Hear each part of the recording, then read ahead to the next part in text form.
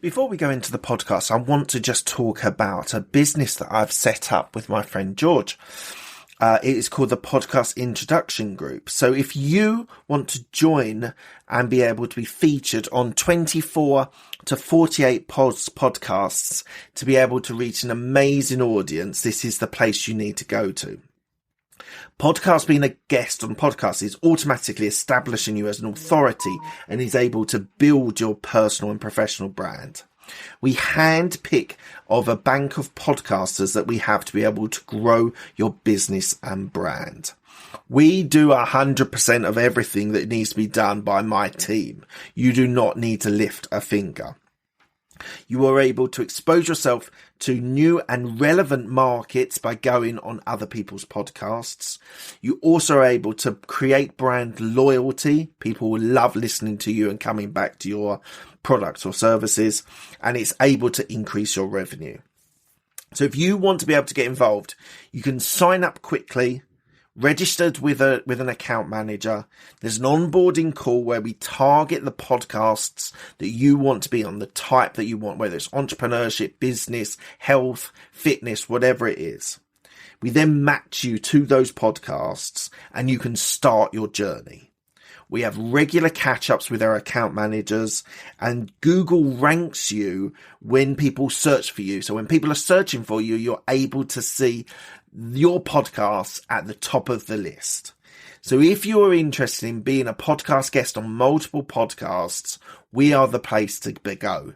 If you go to podcastintroduction.com and go and register your details, we will have a quick call with you, match your podcast that you want to be on, and we can then start this process ASAP. Thank you so much for your time. I appreciate it. Back onto the podcast then. Just one last thing before we go into the podcast. I just wanted to talk to you about the fact that I have a YouTube channel that has been going for quite some time, and I am recording and releasing all of my interviews with some short videos as well on YouTube. So please do check it out. YouTube on Absolute Business Mindset. You'll see a bunch of interviews there, all the longer format interviews and some short videos as well. So please enjoy that. And here goes with the podcast interview. This is the Absolute Business Mindset podcast, created and hosted by Mark Hayward. This podcast will interview entrepreneurs, business owners, and people in their careers. We will delve into their journey to success, key life milestones, and go deep into their area of expertise. Get ready to learn from other successes and failures. Today we have Hall Martin. Hello, Hall. How are you? I'm doing fine, Mark. How are you today? I'm really good. Thank you very much for joining me. As I said to you before we started, I'm going to trial a question for my guests. And so the podcast is called Absolute Business Mindset. What is or what does a business mindset mean to you? It means providing a product or service to a customer to make the customer successful, at the same time generating enough revenue to make your employees successful. And so both sides have to come together for that to work. Absolutely. I totally agree. And that mindset piece is something that I suppose is quite foundational in business. You need to have the right mindset to be successful in business. So yeah, thank you for that. We'll go into your education. So you did a degree in computer science and you did an MBA in business. First of all, why did you choose computer science? Well, this is in the early 1980s, and I was looking at it and saw that the computer technology had moved from mainframes to mini computers and was about to move to personal computers. And I thought that was going to be a big wave. And indeed it was. When the IBM PC came out 3 years later, after I started school in 83, it overtook the world. And it was really the technology going down and out philosophy that I have. I've always been a fan of emerging technology, but thought that the personal computer was one that would have major implications, not minor, to the way we do business. And so I was always a fan of emerging technologies and how it applies to running a business. And so I chose computer science because I felt I needed to know the language and how it worked. I did spend 2 years working as a programmer, decided that was not exactly for me, although it put me on a technical track. And that was the key. I was now put into the technical world where there was, a longer career path and there's more opportunities there. And so that's why I took the computer science degree, because I figured it would be very foundational for the next 10, 20 years. And indeed it was. Absolutely. And something that is a consistent throughout of your career and your businesses that you're involved in now is that innovation side is a constant theme, isn't it? Yes, I like early stage. I worked for a large company, and when it was innovative, I was excited. When it was not so innovative, I was less interested. And I actually retired from that after 24 years because I wanted to get back to the early stage where they embrace early stage technologies. As bigger companies sometimes avoid those because they have so much installed in older technologies or current systems, they really can't change. And like the early stage world, the startup world, because they can change more quickly and they put innovation together. And I think most problems we have can be solved by innovation and entrepreneurship. Absolutely. 100% agree with that. So let's just go on to your 23 years at National Instruments. So you said you built or you helped build the European territory from 100,000 to 50 million revenue. And you said you when they were innovative, you were happy, and when perhaps they weren't so innovative, you weren't happy. But you were there 23 years. You were there a substantial period of time. Tell me a little bit about the role and why you stayed there so long.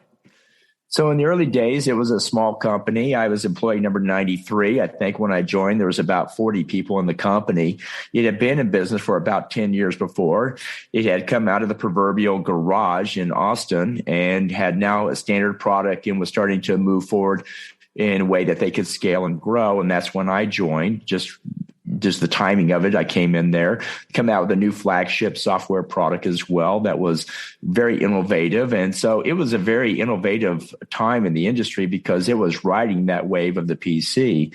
And so I joined, and after a couple of years of learning the product and doing support, as most engineers did, the next opportunity that came up was to open up the European market.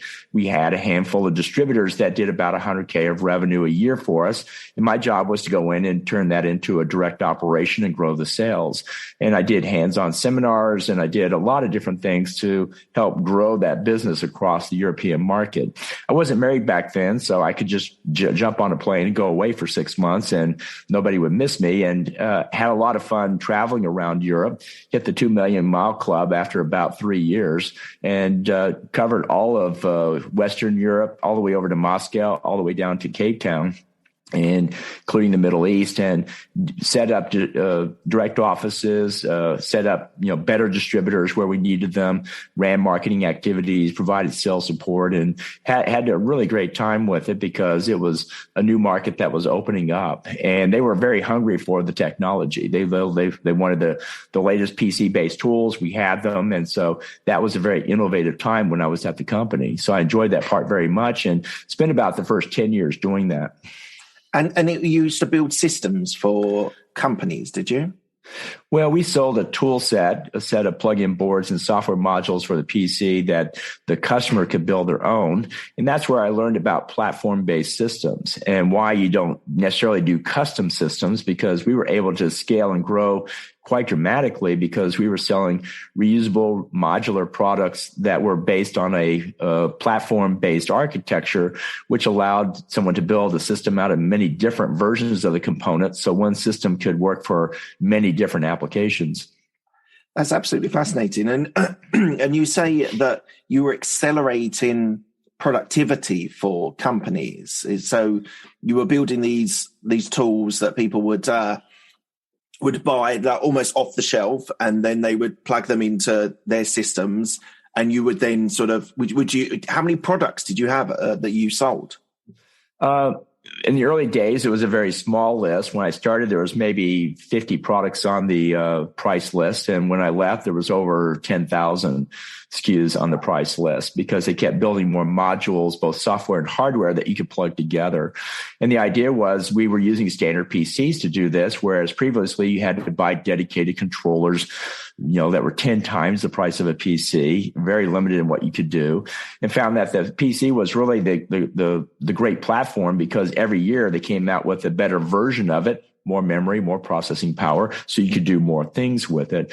So we really rode the growth curve of the PC up that market, because we were one of the few that did it well. Others came along, but they really didn't have very strong software. They didn't have a good architecture, and they were very limited in what they did. And we tried to make ours as general and wide range as possible, and it succeeded in many ways. Who was your competitor at the time? The name of the company was Hewlett Packard. Hewlett Packard later took on a computer business, and they spun out the test and measurement business, and they called that Agilent. So Agilent was the main one that we were competing against with us.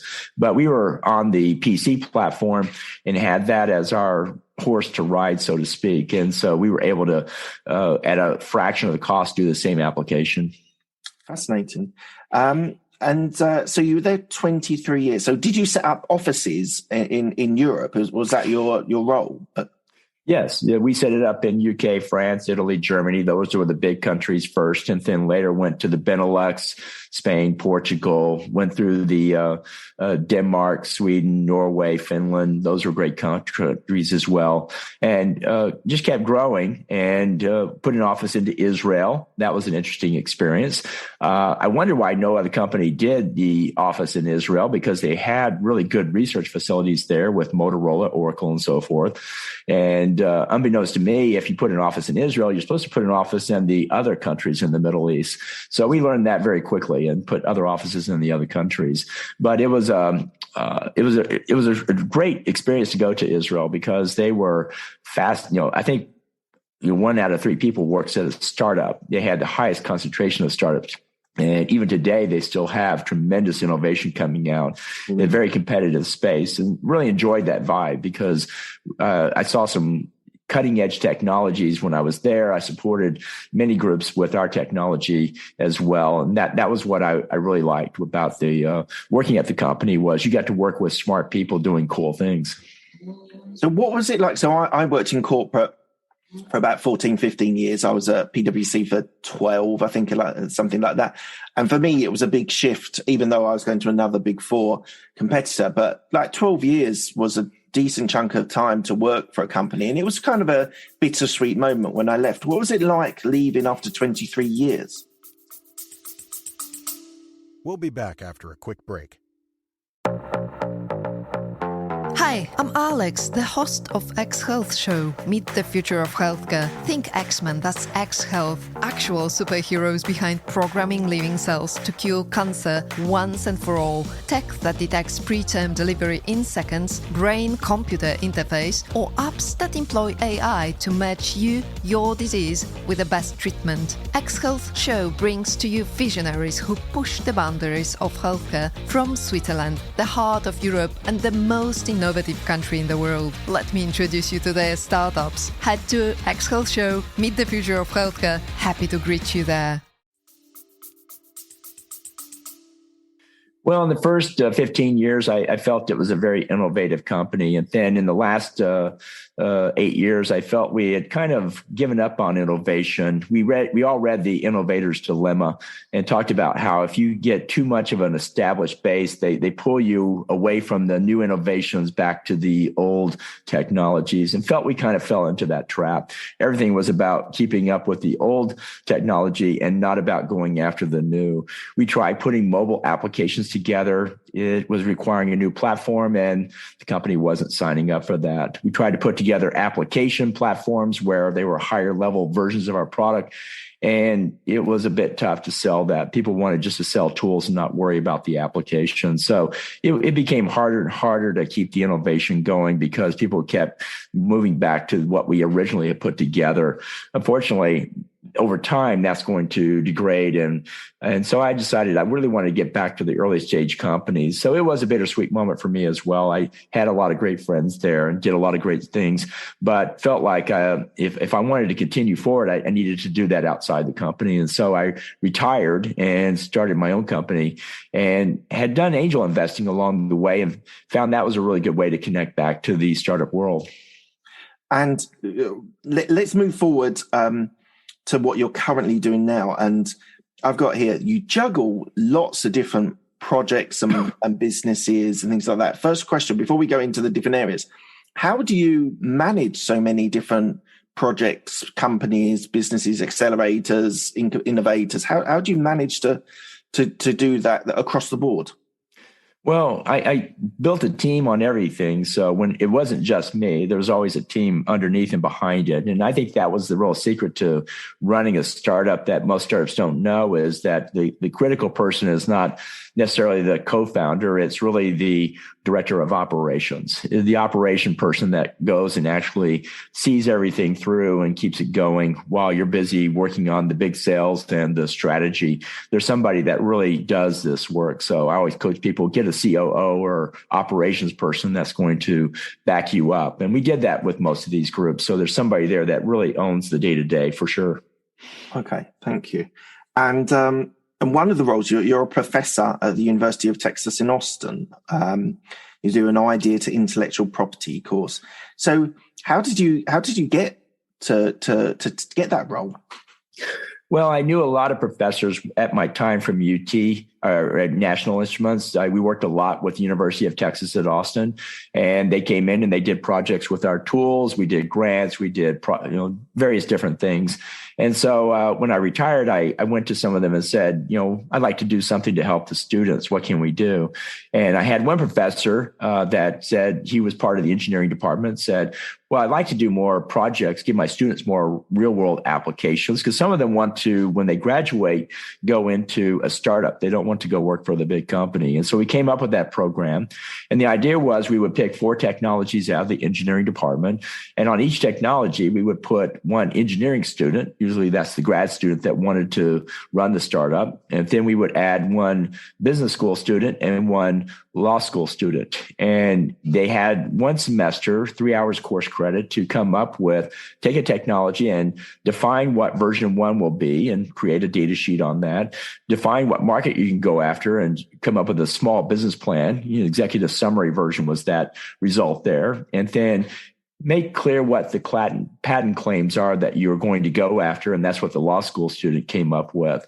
And so it was a great experience to sit there and figure out and weigh the options. What can the technology do? Where should we apply it? What should be version 1? And then they have a demo day at the end of the semester. And we did that. And afterwards, those who wanted to, which was 2 out of 4, would go into what was called a SEAL program, a summer internship program in a local incubator, to continue to refine it. And then they would go on out and start the business. And the ones that wanted to start a startup, they're the ones that carried it forward. The others were just interested to see, what is this like? Good experience. And they did that, but they didn't start the business itself. But that was the idea, was to give people some time to actually build some market research about a project and then learn about how all the options that come into it. You could emphasize different parts of the technology, go after different markets. You could do different patent claims, and it was a good experience for everybody. So how many years have you done that then? We did it for about 5 or 6 years, and then COVID came along, and so it went on hold because too many things were online, offline, and so forth, and hope to get back into it at some point. Okay, interesting. So you did that. So you created, in essence, 5 new companies. More than that, I think. If each year was a cohort of 4 companies that came through, and usually 2 out of 4 went through. So it was around 10 or 20 in that case. I don't know how many have kept on with it. Need to go back and check to see what the result was, but it was a lot of fun. That sounds brilliant. That's an amazing course. Now, something I wanted to talk about is this: your view on growing incubators, accelerators, angel networking. So let's first start with the angel network. The vice chair of, is it Baylar? Sorry, Baylar University is my undergrad at Waco, and they came to me saying they wanted an angel network, so I put it together. And for you, is the angel investing the exciting bit because it's the early stage of these startups? It's giving them a cash injection for being able to build a business. Is that the fascination for you? Is that why you're involved? Well, I like early stage companies, and investing is a key part of most early stage companies. So it's a great way to connect into them. At a university, an angel network is really less about the startup and more about the student. And I learned this the hard way because my first angel group I put together was called the Central Texas Angel Network, and it was the one in Austin. And we had that up and running. It was going well. So I went to the University of Texas and I went into the alumni group and I said, hey guys, I'm going to help you make money. And of course, they looked at me and said, we don't need money. We're the University of Texas. Our endowments is almost as big as Harvard's. And so I didn't quite make it through that process, although they were very interested in the idea when I got the chance to explain it of an angel group inside the university. That was very interesting to them, but it didn't go forward. And then about 3 years later, Baylar came to me. And what I learned is when you do that, you walk in with a business school professor and that's going to sponsor you. They're going to take care of you. And we had that at Baylar University. His name was Dr. Bill Petty. And if you think about it, if you're a university director, the last thing you want is a bunch of alumni running around doing things with your students without any connectivity to the university or oversight. And so you have to go in and make sure that there's someone that's going to keep you on the straight and narrow. The second thing you have to do is realize the university is not there about making money. It's about student experience and job placement. And so when I had that experience at UT, what I took to Baylar was, we're here to help your students get a better experience and find better jobs. And that resonates with the university. And so now they start to greenlight it and bring it through. Oh, by the way, we have 5 alumni that want to write checks. We have a business school professor that wants to oversee it. And when you have those elements, a university program will gain traction and go forward. Without those elements, it doesn't go anywhere, as I learned. That's fascinating of using the key components from a university perspective. As you say, from a company perspective, making the money is the cornerstone of business. But from a university's point of view, it's the experience for the university students. What have any of those crossed over? Because we're going to go into your being the founder and CEO of 10 Capital Network. Has there been any sort of crossover between the university students that leave and start their businesses and with your 10 Capital Network as well? Or are they separated because it's a university alumni? Well, we've had some students do internship work for us and other things along the way. Most went off to get jobs in the venture capital space or the investment banking space or whatever. The one at Baylar turned out to be very focused on the financial side of it. They do 20, 25 hours worth of financial diligence on each deal that went through the program. So it was a very good project for them. They had a great portfolio. They had experience working with real deals, real dollars, and real investors. And that's what that landed them many good jobs in that case. And we were part of many, many projects for helping raise funding as well as also helping educate students on the process. So your numbers that you quote, and I've only written down that you've raised 900 million for entrepreneurs through 10 funding programs, through the 10 funding programs. What's the secret of finding investors? Well, there's many investors out there that want to invest in early stage companies. And coming from Austin, when I left National Instruments, I started a company called Texas Entrepreneurs Network. And I had put together the angel groups at Baylar and Austin, and also one called Wilco Angel Network in Williamson County, just north of Austin. So I built up a good network of angel investors and venture capital funds from the time that I did that. And so when I started my firm called Texas Entrepreneurs Network, we were going to help startups raise funding. And so we had just spent a lot of time with angels and angel networks. And so the answer to your question is you find investors by hanging out with more investors. We went to the Angel Capital Association meetings. We went to the angel clubs. We went to the venture capital panels, and we just hung out with investors, and we met a lot of investors. Having put 3 angel groups together, you meet a lot of investors along the way as well. And there's certain networking opportunities you can take that will put you in touch with a lot of investors around incubators, accelerators, and others. So you can actually find more investors through all of those. we help with the University of Texas and the Rice business plan competitions, and almost all of the judges and mentors were investors. So you hang out with the business school competition plans and you'll find more investors. And I help put the one together that's at Baylar right now. And it's a very good program that we put together there. So you just have to hang out with investors and you'll meet more investors. That's interesting that you say that. And from raising money, because do you do institutional as well as private investors, or do you specialize in one or the other? We do primarily private institutions, so venture capital funds, angels, angel groups, as well as family offices, which not necessarily institutions in those cases. So we work with a seed, Series A, Series B, and typically you're working with non-institutional funds, private equity, and those things are for a later stage, not for us. And what sort of industries do you cover for your clients? So we cover tech. I'd say technology is about half of it, and that includes fintech, edtech, martech, and the other technologies. Blockchain is coming up very strong right now.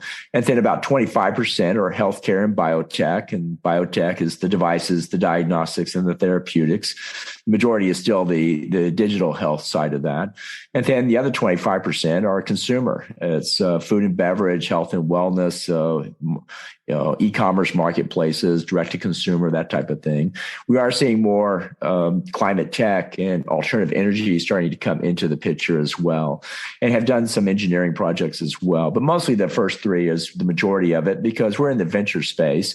Venture space is looking for highly scalable, capital efficient deals that have a high return to the investor. And what do you think is going to have the greatest impact on business / humanity? Do you think AI or do you think blockchain will?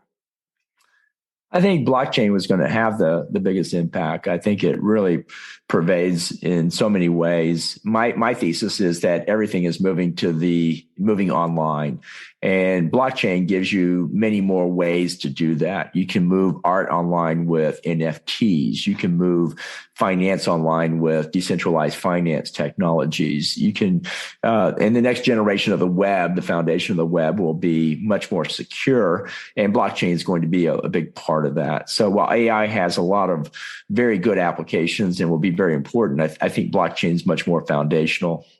That's so fascinating. When I worked for corporate, I worked in the tech space as a business analyst, project manager, and at that time, so we're talking sort of 4 or 5 years ago, everyone was talking about AI, and they couldn't see an application for blockchain to impact business, which I think is really fascinating, because we're now evolving. Yes, cryptos is one thing, but the blockchain is so much more than just cryptocurrencies.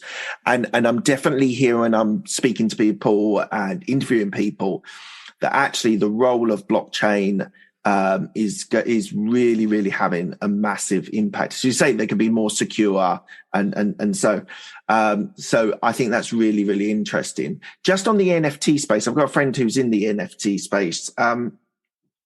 What's your view on that? There's a lot of criticisms, which I don't actually believe, but like, why would anyone buy something digitally that you couldn't buy physically? Why do you think the NFT space is basically blowing up at the moment? I think it's an interesting application area. People can understand it and participate in it right away. I will say that there's a lot of red herrings coming out. A lot of the NFTs being sold are, laughable. They're ludicrous what they're doing. But what they're doing is they're proving the technology works. And, the real application for NFT are things like mortgages and those type of things. I know several groups that put together blockchain mortgage solutions and really had very hard time selling those to the mortgage industry, because they've been doing it the current way for so long, and nobody wants to go first, and it's going to be a while before it switches over.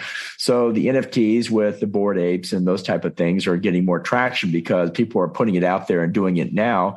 and they're having good success with it. People are picking it up and running with it, and it's just simply putting it online. Something online represents that piece, and you can now track it, and you can now resell it. You can actually get a rev share off every transaction that goes with it. Because again, the thesis is everything is going online. So eventually all payments will be online. So now you can track it. And it's a way to get back control to journalists who lost control over their media. You can actually put it on the blockchain, and every time somebody uses it, they pay you for it. And that was the part that was missing, as according to Andreessen Horowitz, was not that we didn't have anything online, was we did not have online payments that went with it. And what blockchain is going to do is give us a chance to put payments on everything online. So much of content is free today. Well, it's not supposed to be free. Somebody put that together. They're just not getting paid for it. When we get to blockchain, they'll start to get paid for it. So the world will skew back to, the creator actually getting earnings from what they actually put up there, because the technology will be more complete. So it's putting payments into it in an interesting way. Again, the early examples are a little bit misleading. You look at those things and you don't think they're very serious, but you have to think through the implications of the technology and then how it can be applied across, the non, silly things that we're doing there.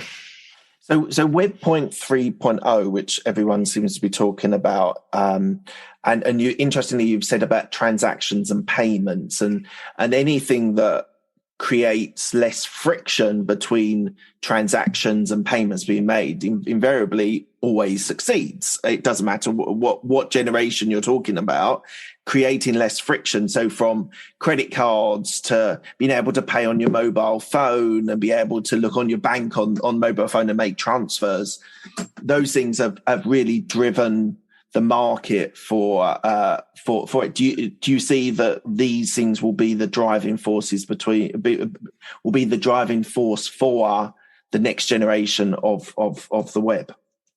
Yeah, because it takes care of the finance piece of it. The traditional Web 2 that we're in now is simply a patchwork using the internet to try to make the payments. And then Web 3 is actually building payments in at the very foundational piece of it. Why here in 2022 are we still taking 2 days to get a payment through a credit card? Credit cards are 1970s technology. And the answer is it's a regulated industry, and regulatory takes a long time to change. And that applies to both the fintech world as well as the health tech world. And that's why those are the two biggest challenges people have today. And that's what's driving the interest in blockchain and Web3 is the fact that they're going to help move those regulated industries to the next level. And it's just a huge amount of cost that's built into those things that can be taken out. And there's a tremendous amount of productivity that can be had when you move to these new technologies. And that's what's pushing that technology forward, is people want the benefits of that. And we're seeing that the world is moving very quickly down the path of crypto and blockchain because they want it.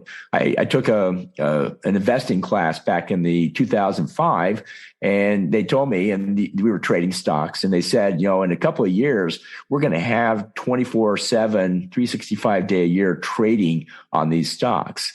And we're going to be able to have everything in digital as opposed to, 35 and a half shares and those type of things. And guess what? NASDAQ and New York Stock Exchange did none of that. They changed nothing. And that's what drove the crypto, was the fact that it is 24/7. That's what drove Bitcoin. It is now a truly digital technology. So the incumbents just let them get passed by other technologies that, because they were partly regulated and partly they just did not innovate. They just did not carry it forward. For 20 years now, we've been waiting for these 24/7 markets, global markets, and they're now upon us in the form that you see, because we've been waiting for this for so long, and we've given up on waiting for the NASDAQ or the New York Stock Exchange to do it. We're just going to do it. The technology people are just going to do it themselves. I'm not asking amounts or anything like that, but do you own any crypto yourself? I own a little bit of Bitcoin. I think it's an interesting thing to be a part of. I think it's something I'm interested to see how it goes forward. I don't know how to value it. People always look at the valuation on these things, but I think what you get into when you get into crypto is other forms of valuation besides just monetary. And I think what's driving it is really the people are looking, it's a proof of legitimacy. It's proof that this technology really works. And that's why people are buying into it. Not that the Bitcoin is worth X dollars. It's because the system seems to be working. You can actually do transactions online in a global way, in a secure way. And so that's very interesting to see proven out. So the dollar was always associated and lots of currencies was always associated to the gold standard. The gold standard got removed in the 70s by Nixon. And at the moment, crypto is all against how much it's worth dollar-wise. Do you see there to be eventually a sort of decoupling between the value of Bitcoin, let's say, and the dollar? I think at some point it will come to that. The dollar was pegged to the price of oil or the payment of oil. Yeah, all oil was transacted in dollars, so it made dollars the default currency. But I think as you get to be a global world, you have to move away from just one country's currency, and it will move to some digital currencies that go forward with it. So we're seeing the emergence of new digital currencies that will probably take its place. And then the other side is, governments, overspend and the value of your currency goes down. The dollar has gone down tremendously from when it first came out because we're living on debt and those type of things. And people really like the idea of having a currency that you set it up and you don't devalue it. You just figure out other ways to get along. And so I think there's some interest in having less political interference in their currency. And one of the things I've just written down is security. So I think that's for a lot of people, maybe a little bit of not understanding, but how is the security of blockchain and Bitcoin and other cryptocurrencies, how are we going to overcome people's concerns about security when it comes to these sorts of things? Well, blockchain is a highly secure system in the sense that everything is audited. Everything is known. You can always go back and trace to see who actually took money when and where. The challenge we have in the very early days is that the connections between systems are not robust or rugged yet. So all the hackings you see are because it's not because it's coming out of blockchain. It's because I'm going from one system to the other, and we don't have secure connections between all the systems. And we're in the early days of building it. And so there's going to be gaps and loops and holes in it. But I think we'll fill those in the next couple of years. You think it'll be next couple of years, not? And you think it'll be done in 1 or 2 years? I think it's a pretty big, complex system. So some will be done very shortly, but I think it'll be a while to get everything else fully secure itself. But that's the promise of the blockchain, is that it is secure, and that these hackings that go on right now with Web 2.0 will be eliminated, because right now your public key and your private key are the same. When you get to Web 3.0, they're different, and now you have some security on that front to fight against it. Of course, if they have your key, then the hacking will continue. So it's still our responsibility to keep that secret. You're the host of the Investor Connect podcast. So as a fellow podcaster, why don't you tell me a little bit about what you talk about, what you do there, and maybe tell us a little bit about it. So I started that podcast back in 2013 because I talked to many an angel group leader. And one of the common themes I heard from them is they say, I wish I had put in more institutional knowledge into my program. And what happens with angel investors is someone comes in, they want to start to invest. They spend the first couple of years making mistakes, trying to learn. And years 3 and 4, they start to figure it out and start to do it right. Years 5 to 6, they make some good investments. In year 7, they retire or they move on to something else. And then here comes another group, and they're following the same path, making all the same mistakes again. Years 1 to 3, lots of mistakes, learning how to do it. And so the goal of Investor Connect was to educate investors on how to invest and capture their knowledge into some format that could be reused. And I chose podcasting because I was learning, one of the best ways I learned was through a podcast program called The Frank Peters Show. Frank Peters was an angel investor in the Tech Coast Angels in Southern California. And he did over 450 interviews with angel investors and later VCs and others. And I learned more from that than I did from anything else, because there were people talking about how they did diligence and how they chose deals and what happened to it, what worked and what didn't work. And I got a tremendous amount of experience out of it. I don't need video. I don't need all the other. I just need the audio, but to hear people talk about it was tremendous. There's a handful of books out there you can read, but there's nothing like hearing it from somebody who's actually doing it on a day-to-day basis. So that's what we did for Investor Connect. We've done over 650 interviews since we started. Oh. And then we started a education program called the Startup Funding Espresso. It's a 2-minute podcast. In the time it takes to drink an espresso, you can learn something about startup funding and investing. We've done about a dozen e-guides out of them so far, and we've done over 500 espressos since we started, and we're on plan to do 1,000 the next year and a half. That's amazing. That's really prolific.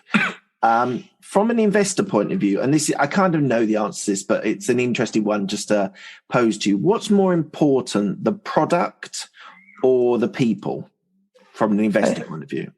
From an investor point of view, it's always the people. The people is what's going to carry you through. Every failure I've ever been in with a startup, and there have been some, it was the people that didn't quite make it. Because if the product was not working, it was usually going back to someone that was not doing the right things to make the product successful. So it always goes back to the people in most cases. And I always tell startup investors, don't spend so much time looking at the product. Go spend your time looking at the people. Find out what skills are really there. Drive out to their office and go interview them and see what's really there. And is that enough to make this successful? And make your decision based on that. And how do you choose companies to go into accelerators? Because I've actually, I'll go on a bit of a tangent here. I've heard that some accelerators sort of overpromise and underdeliver, and they spend a period of time with a company, and there's been disappointment from an entrepreneur's point of view, that they don't get what they expect, let's say. But maybe talk a little bit about that and talk about how you select people for accelerators. Well, from the startup side, and I get asked that question a lot, is should I go to this accelerator? They're going to do this, and I'm going to pay them that in equity or what have you. They're going to give me this much in dollars, that type of thing. And I tell them, well, the first thing you want to do is sit down and figure out, what do you want for your business today? What is strategic objective you're trying to solve? And then go and see, is the accelerator going to solve that problem for you? In other words, you do things that fit your goals, not their goals. And the next thing you do is you go and figure out, okay, I want these 3 things done. You go to the accelerator and say, who, not what, who is going to help me on your team to do these things, and how much time are they going to commit to it? And you can end up with some very plain vanilla slides on sales and team and so forth that really don't help you. And so you need to get clear about what you want, and then get clear about who's going to do it. If they don't have anybody that can help you with that, well, then we shouldn't be having this discussion. And then 3, how many hours are they going to put into it? And if they're going to commit to that level, well, then this is probably going to be a good program, because now this is going to fit your needs. I think most people just imagine that the accelerator is this broad, rich group that's going to do everything for you. And then they're a little bit disappointed when it turns out to be basic, rudimentary information. And there's some mentorship here or there, but you want to get commitment to that up front. And you basically say, if I don't get this, I'm not giving you the equity. And so you write that into the contract for sure. So on the incubator side, what you're doing is you're putting a team together, and you're looking for startups that really need the services of the members you have. You're trying to see if this company, if our mentors can help make this startup successful, then let's bring them on. If they're too early, or they're too incomplete, or there's too other issues, well, then you shouldn't take them on. You only take the ones on that you think you have a real shot at it. There's no guarantee they'll be successful, but at least you're putting people in a place where they can succeed. So there's responsibilities on the entrepreneurs and responsibilities on the people running the accelerators to choose the right people, entrepreneurs, and the entrepreneurs to know what they want to achieve out of the accelerator before they start. That's right. It's on both sides for sure. Okay. What's the plans for the next 2 to 5 years then? So for 10 Capital, we're continuing to grow. We're expanding we currently do Reg D, or credit investor offerings, with angels, venture capital, and family offices. And now we're moving into crowdfunding, equity crowdfunding. We're finding many people are very successful at equity crowdfunding. It's yet another group to go to. It's more funding dollars that can come in. It's a different model. It's, in the credit investor world, people are looking at the key metrics of the business and what underlies it. In the crowdfunding world, they look at the benefits of the product. We help students graduate. We increase wellness, that type of thing. So it's much more benefits oriented in the crowdfunding world. And it's some cases a little bit more emotional as well. So you have to change the marketing to fit that model a little bit better. And then we're also going to move more into the blockchain world. We did a fair amount of blockchain work in 2017 with the ICOs and the white papers. A little bit of a crazy time there, a lot of enthusiasm, not a lot of real world applications. Had investors come in and look at it. Not many made investments, which was a good idea because many things weren't really ready. We saw this in the .com world, and so it was no different in the blockchain world. But here in 2022, we have real world applications. We have substantial networks that are being stood up, and there's real benefits coming out. And then the token starts to become another very interesting element that you can put into it, where you can use a token in addition to your equity to provide value to the investors. They get access, they get other capabilities that they didn't just get before. And so that becomes very interesting. You can do a lot of things with tokens that you can't do with dollars. So it opens it up to make it a much more interesting application. So we're going to go into that space as well, because we think there's now real businesses that we can engage with. What's more important to you, the finances or the technology? Well, if we say finance also includes the business model, I would put the business model, first. Because if you don't make money, the technology will not go anywhere. Although you do have to have the technology it can be a big differentiation factor for sure. But the enabling piece is the technology. But the one that makes it successful, I think, is the business model or the finances that come with it. So it is both have to be a part of it. One and the other have to come together on it. So to say one is more important than the other can be a little bit tricky in that case. Yeah, it was a bit of an unfair question for me to answer. All right, we're coming to the end of the interview. I ask the same 6 questions to all of my guests. They're quick-fire questions. They don't need a quick-fire answer. They're often described as being a little bit thought-provoking. The first one is, what's the best decision that you made? Getting a computer science degree for my undergraduate. I started as a journalism major and found after the first semester that the university really didn't give you what you needed. You had to go work for a paper for 5 years, and then you would actually get a job as a journalist. And I didn't want to spend 4 years just, marking time. I wanted something that was really worth the money I was paying for. So I moved to computer science because there you really do need an education to get into those jobs. What's the best piece of advice you've been given? Take it one day at a time. I think I've found that the projects I do, if I break them down and I do a little bit every day, those are always successful. If I do a little bit every week, those are less successful. If I do a little bit every month, those are less successful. If I do them just once or twice, they're really nothing. So you have to do them every day. You have to work on it every day. And over time, you can actually build up something substantial. Cool. Who helped you most in your career? I think the VP of National Instruments, Don Nadon, was my mentor. I've had many mentors in my life, but I had one there. He needed somebody to go and open up the European office because we wanted to go international and get the revenue up. And I was interested in, living on a plane for 3 years. And so it was a good fit. But I learned more about business from him than I think about anybody else, because saw how he negotiated deals and solved problems and so forth. So I learned a tremendous amount. Do you have any regrets? Well, when I graduated, I had the opportunity to go work for Oracle in 1980 and decided, or 1986, and I chose to work with National Instruments because they were here in Austin. So who knows what that could have been? Could have gone to the Bay Area and worked with the Oracle back when they had Larry Ellison, doing demos out there on the Oracle relational database system. They wanted me to go to Houston, and I didn't want to go to Houston. And so I stayed in Austin. Everybody wants to stay in Austin. And so, who knows how that could have turned out? You seem to be a proud Texan. Is that right? I think it's a great state to do a business in. I think you can't find any other place that has the same low cost, open regulatory, and ability to grow. Right now, we see a tremendous housing shortage across the country. I think there's more houses being built in Austin, Dallas, and Houston than in the entire state of California.